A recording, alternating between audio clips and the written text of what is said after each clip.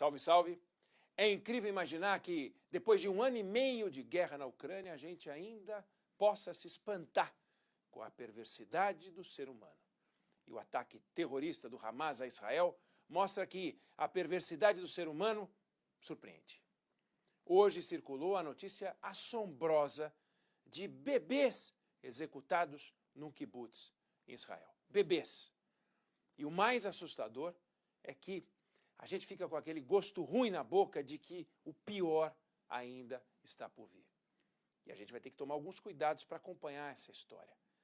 Essa história que começa num ataque terrorista e que vai desencadear, já desencadeou uma guerra. E o primeiro cuidado é não cair numa tentação de misturar religião com terrorismo.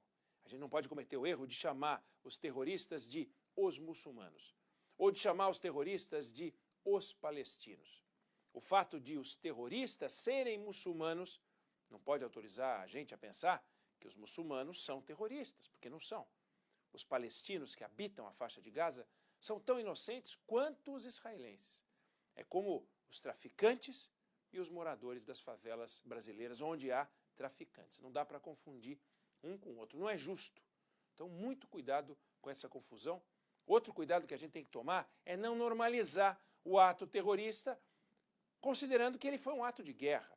Pega o 11 de setembro, pega o bombardeio em Hiroshima, a gente está falando de 2 atos violentos contra alvos civis, 2 episódios lamentáveis do ponto de vista humanitário, mas que não podem ser considerados semelhantes de forma alguma.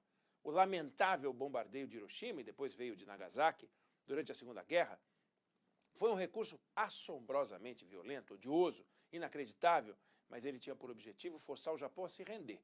O bombardeio foi considerado um sucesso, não pelo bombardeio, mas porque o governo do Japão se rendeu. Já o 11 de setembro não tinha nenhum objetivo prático a não ser espalhar o terror. São coisas diferentes que precisam ser entendidas de forma diferentes, e é nessa categoria do atentado terrorista, esse ataque terrorista do Hamas igual ao 11 de setembro, que aconteceu no final de semana. Espalhar o terror, esse é o objetivo. Atingir vítimas civis para apavorar. O ato terrorista, ele não se confunde com uma declaração de guerra. A declaração de guerra, como consequência da política, é parte da nossa história. Infelizmente, a gente está diante de terrorista. E nessa hora, vale lembrar uma frase de Voltaire. Aqueles capazes de convencê-lo de absurdos são capazes de fazê-lo cometer atrocidades. É exatamente isso que a gente está vendo acontecer no Oriente Médio depois da ação ensandecida dos terroristas do Hamas.